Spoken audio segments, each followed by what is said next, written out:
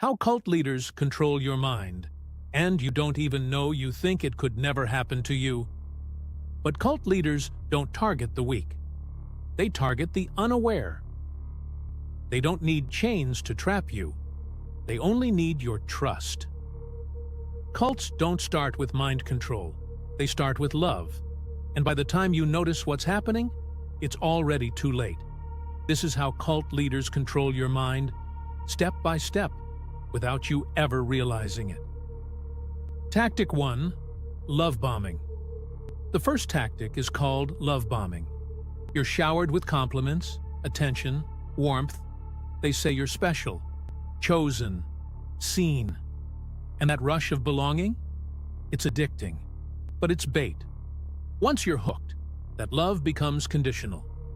Question anything, and you're met with gaslighting or guilt. Why are you doubting?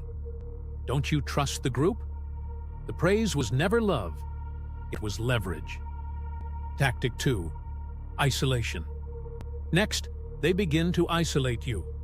Slowly, they nudge you to spend less time with friends and family. They don't understand you. They're negative energy. They're trying to hold you back. You start to believe it. They cut your outside ties and replace them with one voice, theirs. Jim Jones literally moved his followers into a jungle in Guyana. Thousands of miles from home.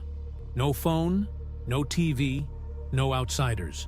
When your world shrinks that small, their words become your truth. Tactic 3.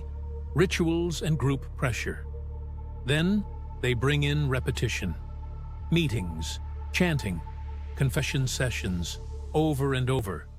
You don't realize it, but your mind starts to blur.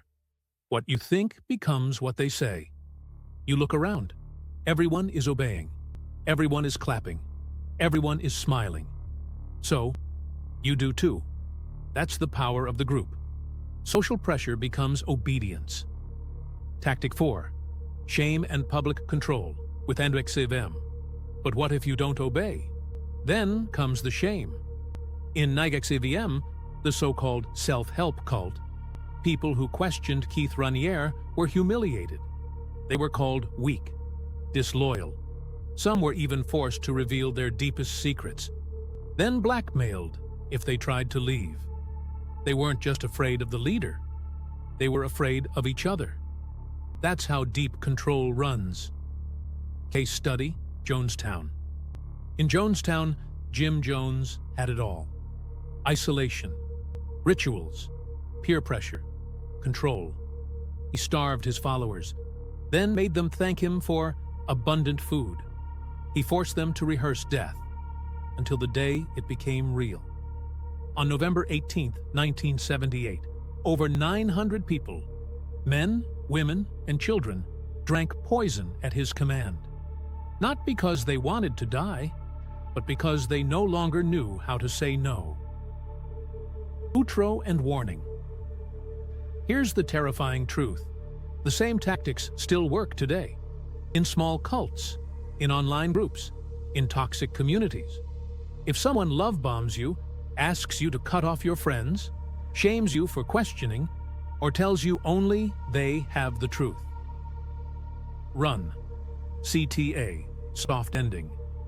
If this made you think, subscribe for more breakdowns on how the human mind is hacked and how to protect yours.